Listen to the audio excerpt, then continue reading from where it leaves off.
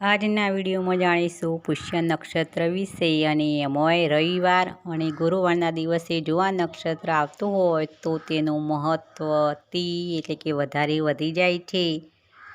તો જ્યોતિષશાસ્ત્ર અનુસાર આકાશમંડળમાં 27 નક્ષત્ર આવેલા છે અને એમાં 8મું નક્ષત્ર એટલે પુષ્ય નક્ષત્ર અને આ નક્ષત્ર બધા જ નક્ષત્રોમાં શુભ નક્ષત્ર ગણાય છે, કારણ કે આ નક્ષત્રના દેવતા બૃહસ્પતિ છે અને સ્વામી ગ્રહ શનિ છે। આના કારણે વધારે શુભ ગણાય છે અને આ નક્ષત્રના દિવસે વહેવા અને સોળી બધા જ શુભ કાર્ય કરી શકાય છે।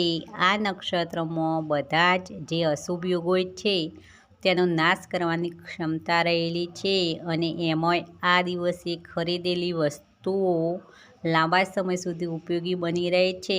એટલે જ આના કારણે લોકો સોનું, ચાંદી, નવા વાહનો, નવી પ્રોપર્ટીઓ ખરીદતા હોય છે। તો આ નક્ષત્ર અતિ શુભ નક્ષત્ર ગણાય છે અને કહેવાય છે કે આ દિવસે જન્મનાર લોકો અતિ વિશિષ્ટ, સર્વગુણ સંપન્ન અને ભાગ્યશાળી હોય છે અને આ દિવસે કોઈ વસ્તુ ખોવાઈ હોય તો પણ પાછી મળી જાય છે અને તે પણ ઝડપી ટૂંક સમયમાં જ મળી જાય છે।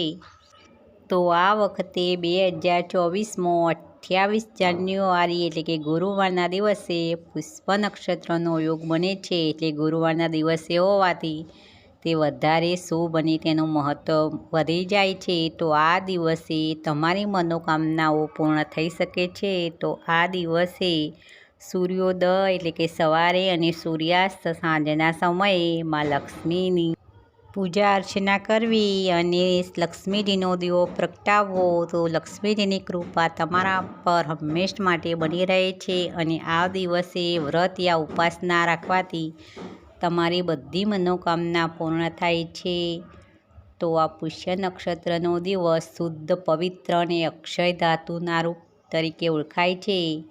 તો આ દિવસે આપણી મનોકામનાઓ પૂર્ણ થઈ શકે છે અને આ દિવસે દાળ, ચોખા, ખીચડી, બેસન, કઢી, બુંદી આ વસ્તુનું સેવન કરવામાં આવે એટલે કે ભોજન કરવામાં આવે તે અતિ યોગ્ય ગણાય છે અને આ વસ્તુઓ તમારી યથાશક્તિ પ્રમાણે દાન પણ તમે કરી શકો છો। તો તેનું શુભ ઈચ્છા અનુસાર મળી શકે છે અને તમારી મનોકામનાઓ પણ પૂર્ણ થઈ શકે છે અને આ દિવસે વસ્ત્રો પણ પીળા કલરના કે કેસરી રંગના ધારણ કરવા તો એ અતિ મહત્ત્વનું અને અતિ શુભ ગણાય છે।